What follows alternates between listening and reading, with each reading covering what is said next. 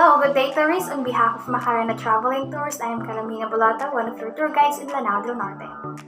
But before I proceed, there are some friendly reminders and safety precautions that I want you to know, so that our tour will be smooth, flowing, and hassle-free.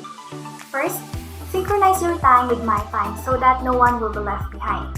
The time with me is 9 a.m. Second, I have with me my flag that I will wave to locate me easier. Third, I also have with me a first aid kit in case of emergency. Last, always observe social distancing and wear your face mask. We are about to start our very exciting tour. Are you guys ready? Alright, here we go. But before we go to our first destination, I would like to share to you a brief history, culture, and traditions about Lanao Del Norte. The term Lanao is derived from the word Maranao. Lanao meaning body of water, and Maranao meaning lake dweller. They are the native of the place occupying the land around Lake Lanao, which is situated at the central part of Lanao del Sur. Lanao applies to the entire area before its division. When it was divided into two provinces, the southern portion became Lanao del Sur and the northern part became Lanao del Norte. Maranao is the dominant ethnic group inhabiting the two Lanao provinces. The inhabitants of Lanao del Norte is a mixture of Cebuanos and Maranao, with some Tabacanos, Taosogs, Yakan, and Bajo.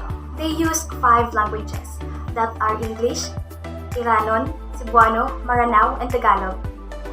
And their dance ensemble also performed traditional Maranao dances like Kapamalong, Pagapir, and Singkil. They also played lively Kalilang music, Maranao words for celebration, played through indigenous musical instruments like the kolintang, tibaken, and gung.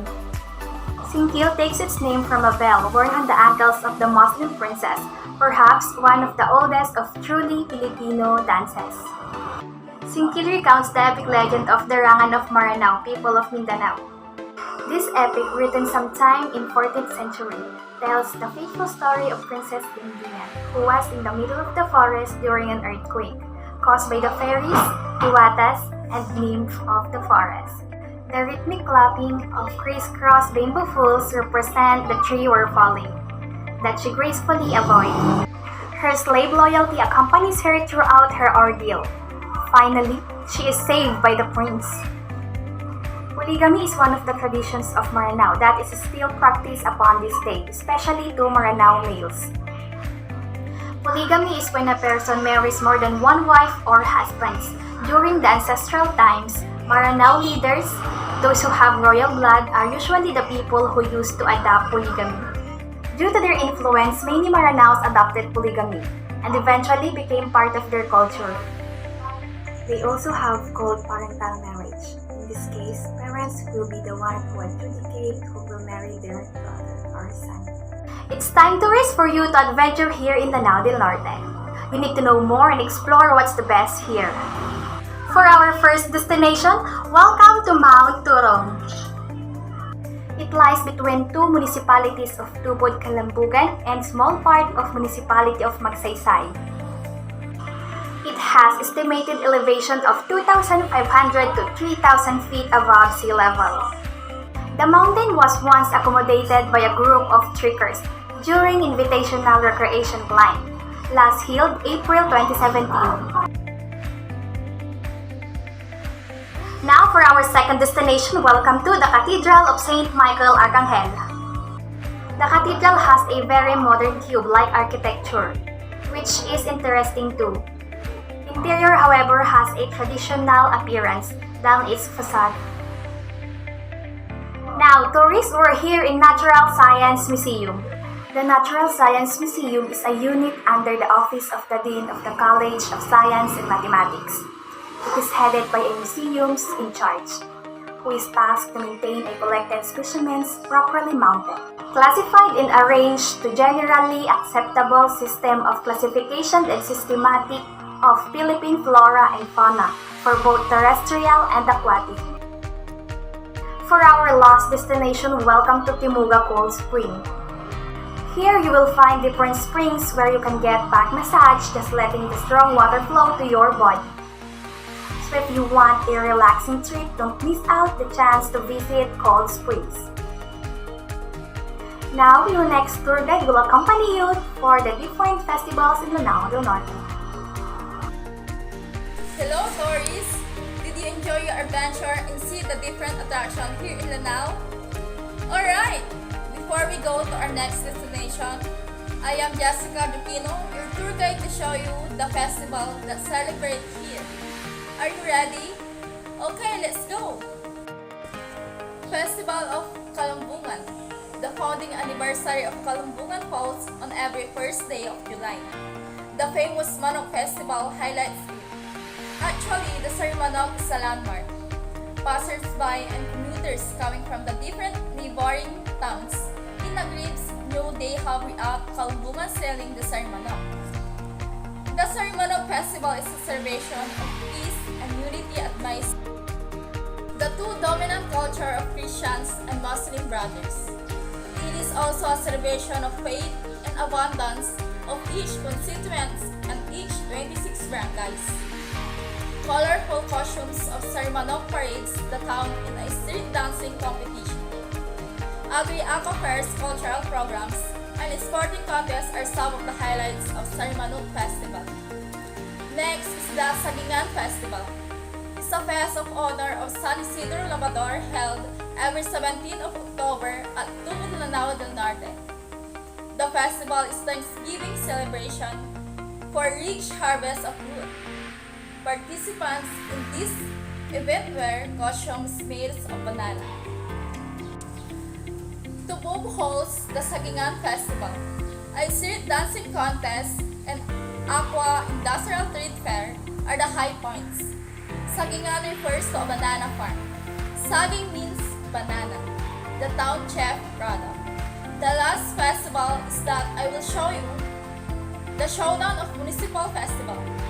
As a part of Tourism Day, the provincial government of Lanao Del Norte also includes the showdown of Municipal Festival in the afternoon of July 2. Right after the Sagingan Festival, the Grandstand of Mindanao Civil Center Sport Complex. Kayang Festival at the Grandstand of Mindanao Civil Center Sport Complex. Department of Tourism 10 Regional Director Marie-Elaine S. Anchan. Thanks the provincial government of Lanao Del Norte to through leadership of Governor Emilda Aning Ansa Dimaporo for actively participating the program of the government in its quest to promote the whole island of Mindanao as a prime tourism destination in the country. The island of Mindanao has so much to offer, not only the abundance of natural wonders, but also rich with a cultural heritage that is preserved by indigenous people through time. That's the festival that celebrates here in Lanao Del Norte. Are you all hungry? Alright, for the next adventure, we will taste the different delicious food.